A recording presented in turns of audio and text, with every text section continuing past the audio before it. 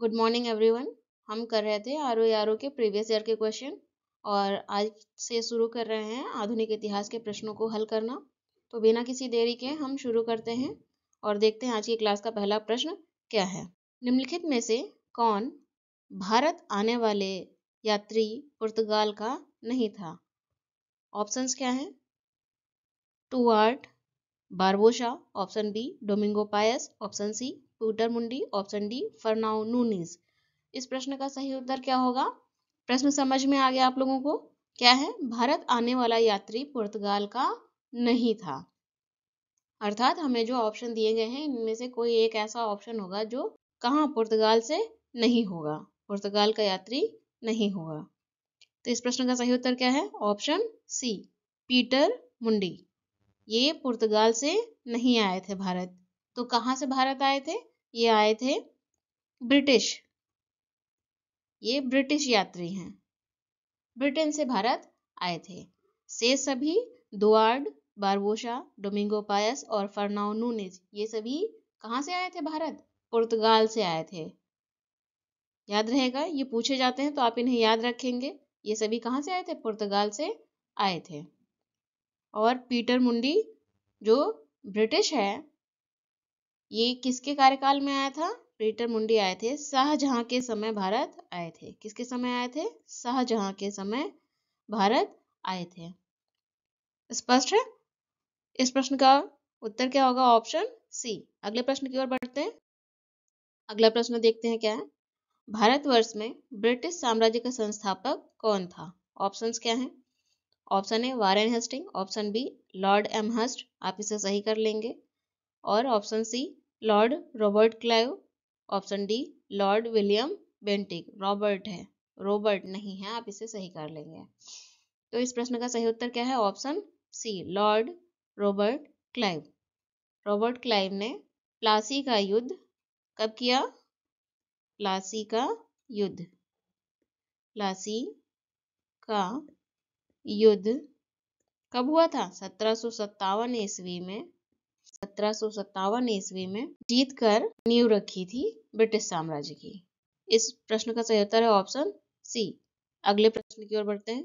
देखते हैं अगला प्रश्न क्या है। सबसे अधिक निर्णायक युद्ध जिसने अंग्रेजों के भारत में प्रभुत्व को संस्थापित किया था, वो कौन सा युद्ध था? ऑप्शन ए बक्सर का युद्ध, ऑप्शन बी प्लासी का युद्ध, ऑप्शन सी वांडीवास का युद्ध, ऑप्शन डी पानीपत का युद्ध। तो इस प्रश्न का सही उत्तर क्या होगा? ऑप्शन ए बक्सर का युद्ध। बक्सर का युद्ध कब हुआ था? बक्सर का युद्ध हुआ था 1764 ईस्वी में। कब हुआ था? 1764 ईस्वी में हुआ था। बक्सर के युद्ध ने अंग्रेजों को भारत में प्रभुत्व स्थापित किया। याद रहेगा? चलिए, बक्सर के युद्ध में कौन से दो पक्ष थे? एक ओर अंग्रेज और दूसरी ओर समूह था। किसका? मीर कासिम और अवध नवाब शुजाउद्दौला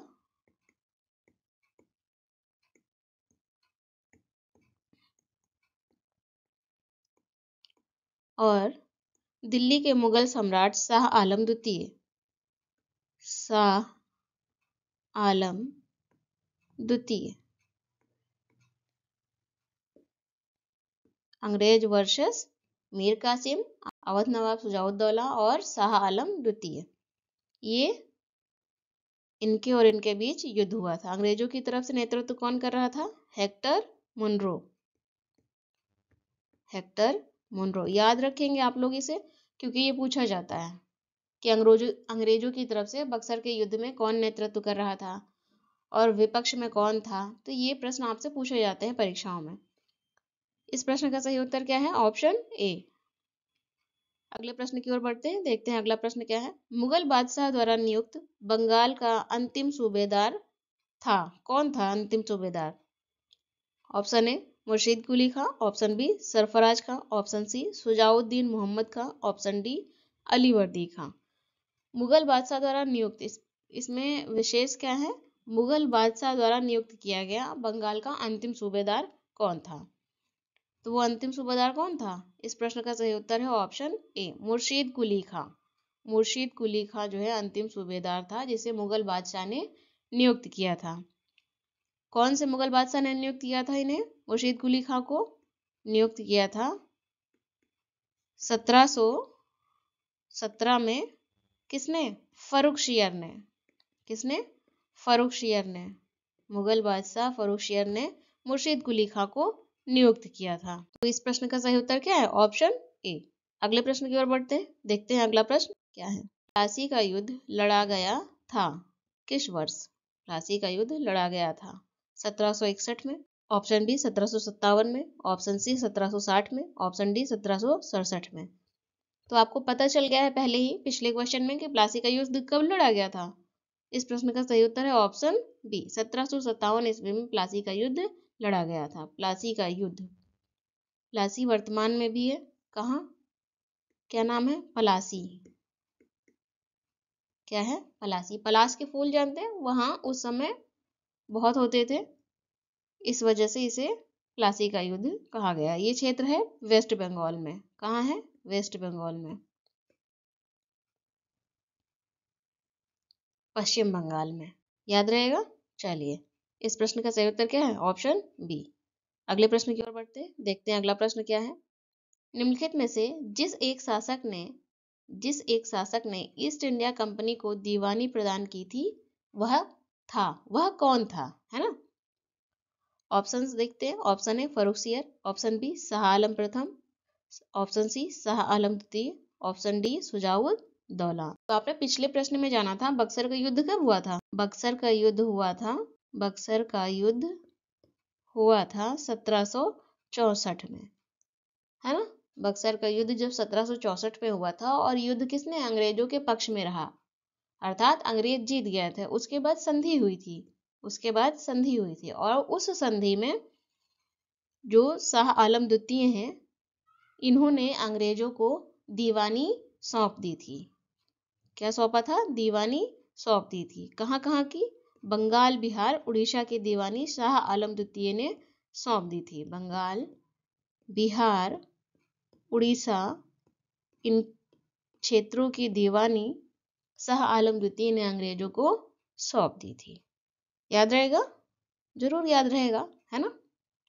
तो इस प्रश्न का सही उत्तर क्या है? Option C. अगले प्रश्न की ओर बढ़ते हैं, देखते हैं अगला प्रश्न क्या है। देखते हैं अगला प्रश्न क्या है। निम्नलिखित में से कौन सा युग्म सही सुमेलित नहीं है? ऑप्शंस क्या हैं? इलाहाबाद की संधि, ऑप्शन बी एक्सला सैपल की संधि, ऑप्शन सी लाभवर्धनासे द्वारा मद्रास पर अधिकार, ऑप्शन डी डुप्ले की पदच्युति। तो इलाहाबाद की संधि, हमें क्या करना है? मैचिंग देखना है, यहाँ पर मैचिंग सही है या नहीं सही है। देखते हैं इलाहाबाद की संधि कब हुई थी। इलाहाबाद की संधि आपने पिछले क्वेश्चन में जाना, संधि हुई थी, है ना। बक्सर का जब युद्ध हुआ था, युद्ध होने के पश्चात युद्ध किसके पक्ष में रहा? अंग्रेज जीत गए थे और उसके बाद संधि हुई थी। वो संधि, उस संधि का नाम क्या था? इलाहाबाद की संधि, जिसके तहत हमने जाना है पिछले क्वेश्चन के माध्यम से कि मुगल सम्राट शाह आलम द्वितीय ने दीवानी सौंप दी थी किसे? अंग्रेजों को। कहाँ कहाँ की? बंगाल, बिहार और उड़ीसा की दीवानी सौंप दी थी। अब प्रश्न ये है कि ये जो संधि हुई थी ये कब हुई थी? 1765 ईस्वी में हुई थी। ये ऑप्शन ए क्या है? सही है। ऑप्शन बी देखते हैं, एक्सला सैपल की संधि, ये कब हुई थी? एक्सला सैपल की संधि हुई थी 1748 में। कब हुई थी? 1748 में हुई थी। याद रखेंगे हम इसे। 1748 ईस्वी में एक्सला सैपल की संधि हुई थी। एक्सला सैपल की संधि किस युद्ध के परिणाम स्वरूप हुई थी? प्रथम कर्नाटक युद्ध के परिणाम स्वरूप एक्सला सैपल की संधि हुई थी। प्रथम कर्नाटक युद्ध इस संधि से समाप्त हुआ था। कौन सा? प्रथम कर्नाटक युद्ध इस संधि से समाप्त हुआ था। अब बात करें ऑप्शन सी की, लाभवर्धनासे द्वारा मद्रास पर अधिकार, ये कब हुआ था? 1746 ईस्वी में हुआ था। तो ऑप्शन सी भी सही है। ऑप्शन डी डुप्ले की पदच्युति कब हुई थी? 1754 ईस्वी में होती, ये भी सही है। तो हमारा सही उत्तर क्या होगा? Option B. हमारा सही उत्तर होगा ऑप्शन बी। इस प्रश्न का सही उत्तर है ऑप्शन बी। अगले प्रश्न की ओर बढ़ते हैं, देखते हैं अगला प्रश्न। सिख राज्य का अंतिम राजा कौन था? सिख राज्य का अंतिम राजा कौन था? Option A Kharak Singh, option B Sher Singh, option C Naunihal Singh, option D Dalip Singh. कौन था? मालूम है? नहीं मालूम है? कोई बात नहीं। इस प्रश्न का सही उत्तर है ऑप्शन डी दिलीप सिंह। अंतिम राजा दिलीप सिंह थे, जो कि अवयस्क थे। क्या थे? अवयस्क थे। अवयस्क पुत्र थे किसके? रणजीत सिंह के, महाराजा रणजीत सिंह के। और इन्होंने, किसने? दिलीप सिंह ने 1843 से 1849 तक शासन भी किया। जब ये अवयस्क थे तो कोई संरक्षण कर रहा होगा, वो कौन था? रानी जिदान, इनकी माँ, जिन्हें रानी जिंदा भी कहते हैं, रानी जिदान।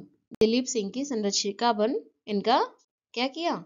राजकाज चलाया। तो इस प्रश्न का सही उत्तर है ऑप्शन डी। अगले प्रश्न की ओर बढ़ते हैं, देखते हैं अगला प्रश्न क्या है। अगला प्रश्न देखते हैं क्या है। तृतीय आंग्ल मराठा युद्ध संबंधित है, किससे संबंधित है? देखते हैं। ऑप्शन ए सर जॉन शोर से, ऑप्शन बी लॉर्ड वेलेस्ली से, ऑप्शन सी लॉर्ड हेस्टिंग से। आप यहाँ सही कर लेंगे। ऑप्शन डी लॉर्ड कॉर्नवालिस से। तो तृतीय आंग्ल मराठा युद्ध किससे संबंधित है?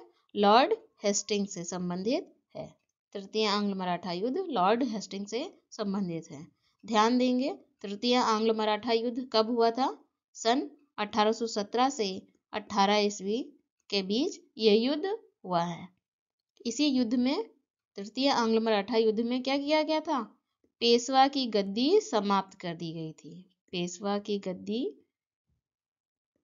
समाप्त कर दी गई थी। तो इस प्रश्न का सही उत्तर क्या है? Option C. अगले प्रश्न की ओर बढ़ते हैं। क्या है अगला प्रश्न? निम्नलिखित में से किस वर्ष प्रयागराज के किले पर अंग्रेजों का अधिकार स्थापित हुआ?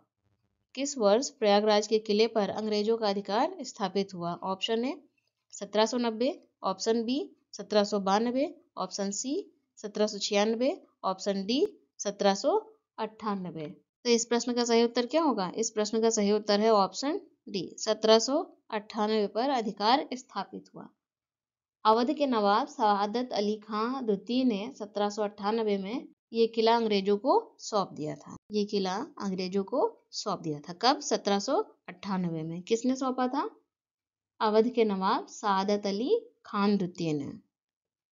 अवध के नवाब शहादत अली खान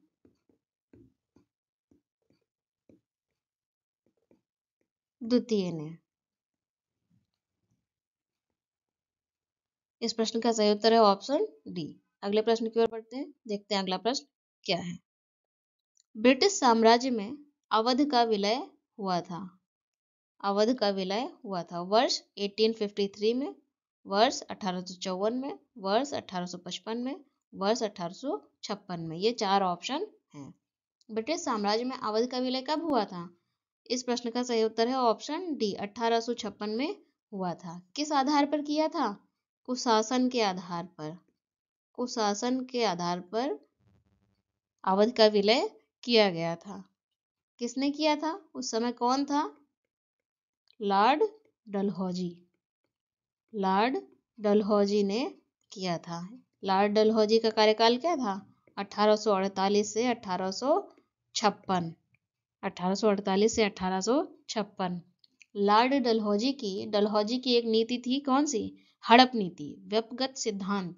हड़प नीति या व्यक्तिगत सिद्धांत, जिसके तहत इसने कई क्षेत्रों को मिलाया था। जैसे अवध अकेला नहीं है, लेकिन अवध इकलौता ऐसा जरूर है जो कुशासन के आधार पर मिलाया गया था। इसके अतिरिक्त और कौन थे? जैसे सतारा, जो कि कहाँ है? महाराष्ट्र में है। कब मिलाया था? 1848 में। जैतपुर और संभलपुर। जैतपुर और संभलपुर कब मिलाया था? 1849 में। ऐसे और भी हैं। ठीक है, तो इस प्रश्न का सही उत्तर क्या है? Option D. अगले प्रश्न की ओर बढ़ते हैं, देखते हैं अगला प्रश्न क्या है। अवध सल्तनत के हिंदू नायक वजीर के संदर्भ में निम्नलिखित कथनों में से कौन सा कथन सही है? क्या है? राजा टिकैत राय नवाब आसफुद्दौला के अर्थ मंत्री थे। दूसरा पॉइंट क्या है? अवध के नवाबों के राज्य में सामान्यतः हिंदू जातियों के लोगों को उच्च स्थान प्राप्त था। प्रश्न क्या है? नीचे दिए गए कूट से सही उत्तर चुनिए। केवल एक, केवल दो, एक और दो, और ना तो एक और ना ही दो। ये चार ऑप्शन हमें दिए गए हैं। तो देखते हैं पहला पॉइंट क्या सही है। राजा टिकैत राय नवाब आसफुद्दौला के क्या थे? अर्थ मंत्री थे। ये सही है पहला पॉइंट। दूसरा पॉइंट क्या है? अवध के नवाबों के राज्य में सामान्यतः हिंदू जातियों के लोगों को उच्च स्थान प्राप्त था। ये भी सही है। तो दोनों ही क्या हो जाएंगे? सही हो जाएंगे। इस आधार पर इस प्रश्न का उत्तर होगा ऑप्शन सी। अगले प्रश्न की ओर बढ़ते हैं। देखते हैं अगला प्रश्न क्या है। देखते हैं अगला प्रश्न क्या है। निम्नलिखित में से कौन सा युग्म सही सुमेलित नहीं है? हमें क्या करना है? जो भी नीचे प्रश्न दिया गया होगा उसमें गलत सिलेक्ट करना है। ऑप्शन देखते हैं। Hector Munro, option B. Lord Hastings, option C. Lord Wellesley, option D. Lord Cornwallis. हमें इसमें क्या करना है? प्रश्न में मैचिंग देखनी है। बक्सर के युद्ध के बारे में हमने जाना था। बक्सर के युद्ध में अंग्रेजों की तरफ से कौन नेतृत्व कर रहा था? Hector Munro. तो ऑप्शन ए क्या है? सही है। आंग्ल नेपाल युद्ध में के समय लॉर्ड हेस्टिंग थे। ये भी सही है। चतुर्थ आंग्ल मैसूर युद्ध जो हुआ था, जो कि 1799 में हुआ था, इस समय कौन थे? लॉर्ड वेलेजली थे। ये भी सही है। ऑप्शन सी भी सही है। तृतीय आंग्ल मराठा युद्ध जब हुआ था तब कौन था? Lord Cornwallis. गलत जवाब। कौन है? Lord Hasting. लॉर्ड हेस्टिंग के समय ये तृतीय आंग्ल मराठा युद्ध हुआ था। तृतीय आंग्ल मराठा युद्ध कब हुआ था? 1817 से 18 के मध्य तृतीय आंग्ल मराठा युद्ध हुआ था। तृतीय आंग्ल मराठा युद्ध हुआ था। और आंग्ल नेपाल युद्ध कब हुआ था? 1816 में। 1816 में। और सुगौली की संधि के साथ आंग्ल नेपाल युद्ध समाप्त हुआ था। सुगौली की संधि के साथ आंग्ल नेपाल युद्ध समाप्त हुआ था। और इस प्रश्न का सही उत्तर है ऑप्शन डी। देखते हैं अगला प्रश्न क्या है। निम्नलिखित में से किस गवर्नर जनरल ने भारत में दास प्रथा को समाप्त किया था? किस गवर्नर जनरल ने दास प्रथा को समाप्त किया था? Option A Lord Cornwallis, option B Lord Ellenborough, option C Lord William Bentinck, option D Sir John Shore. तो इस प्रश्न का सही उत्तर क्या होगा? ऑप्शन बी लॉर्ड एलनबरो ने दास प्रथा को समाप्त किया था। लॉर्ड एलनबरो का कार्यकाल क्या था? 1842 से 1844 तक। 1842 से 1844 तक इन्होंने ही दास प्रथा को समाप्त किया था। तो इस प्रश्न का सही उत्तर क्या है? Option B. देखते हैं अगला प्रश्न क्या है। सूची 1 को सूची 2 के साथ सुमेलित कीजिए तथा सूचियों में कौन सा युग्म सही सुमेलित नहीं है? क्या है? ऑप्शन ए द्वितीय आंग्ल मैसूर युद्ध, ऑप्शन बी द्वितीय आंग्ल फ्रांसीसी युद्ध, ऑप्शन सी द्वितीय आंग्ल मराठा युद्ध, ऑप्शन डी द्वितीय आंग्ल अफगान युद्ध। हमें इसे क्या करना है? मैचिंग देखनी है। क्या है? द्वितीय आंग्ल मैसूर युद्ध कब हुआ था? 1780 से 84 में हुआ था। सही है। द्वितीय आंग्ल फ्रांसीसी युद्ध 1750 से 54 ईस्वी में हुआ था। ये भी सही है। ऑप्शन सी क्या है? द्वितीय आंग्ल मराठा युद्ध, जो कि 1806 से 1810 में हुआ था, ऐसा आपके प्रश्न में दिया गया है, लेकिन ये सही नहीं है। तो कब हुआ था? 1803 से 5 के मध्य हुआ था। 1803 से 5 के मध्य हुआ था द्वितीय आंग्ल मराठा युद्ध। और द्वितीय आंग्ल अफगान युद्ध कब हुआ था? 1878 से 1880 के मध्य हुआ था। ये भी सही है। तो ऑप्शन ए, बी और डी सही है। क्या गलत है? ऑप्शन सी गलत है। यही हमारे प्रश्न का उत्तर है। यही हमारे प्रश्न का उत्तर है। द्वितीय आंग्ल मैसूर युद्ध कब हुआ था? 1780 से 84 के बीच। कैसे समाप्त हुआ? मंगलौर की संधि से। मंगलौर की संधि से द्वितीय आंग्ल मैसूर युद्ध समाप्त हुआ। और द्वितीय आंग्ल अफगान युद्ध किससे समाप्त हुआ था? गंडमक की संधि से। गंडमक की संधि से।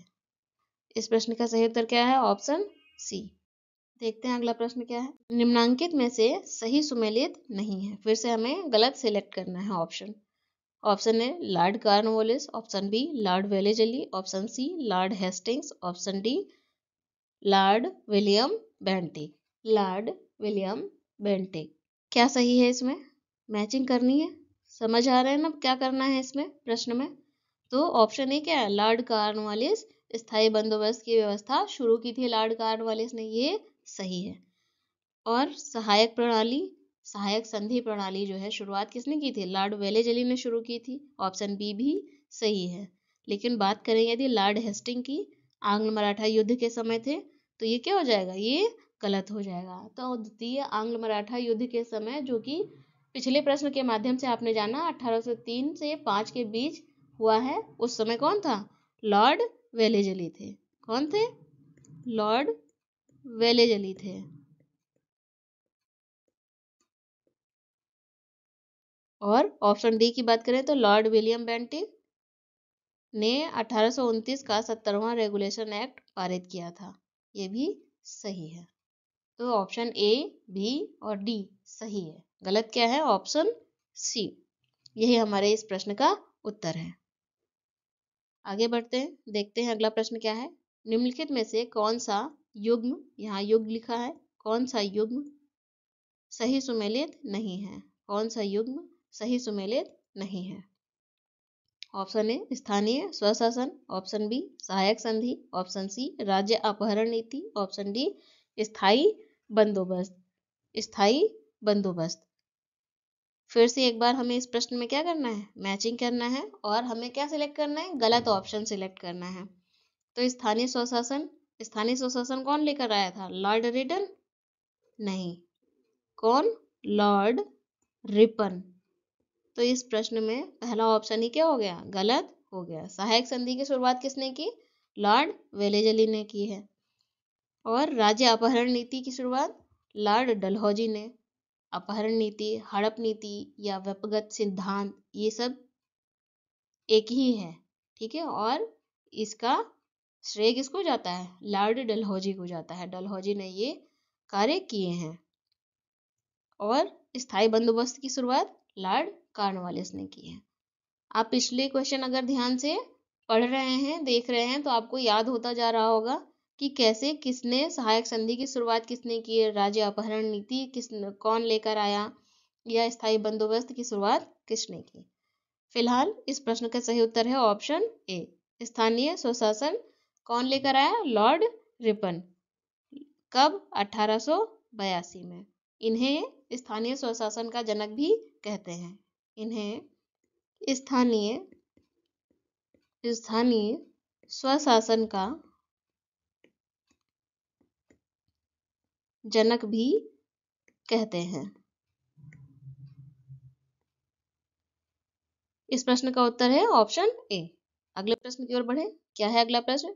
ब्रिटिश भारत में सैन्य बल पर केंद्रीय राजस्व का कुल कितना प्रतिशत व्यय होता था? Options 40%, option B 45%, option C 50%, option D 55%। तो इसमें सही उत्तर क्या होगा? इसमें सही उत्तर होगा ऑप्शन ए, 40% व्यय होता था। इस प्रश्न का सही उत्तर है ऑप्शन ए। अगले प्रश्न की ओर बढ़ते हैं। अगला प्रश्न कौन सा है? अगला प्रश्न कौन सा है देखते हैं।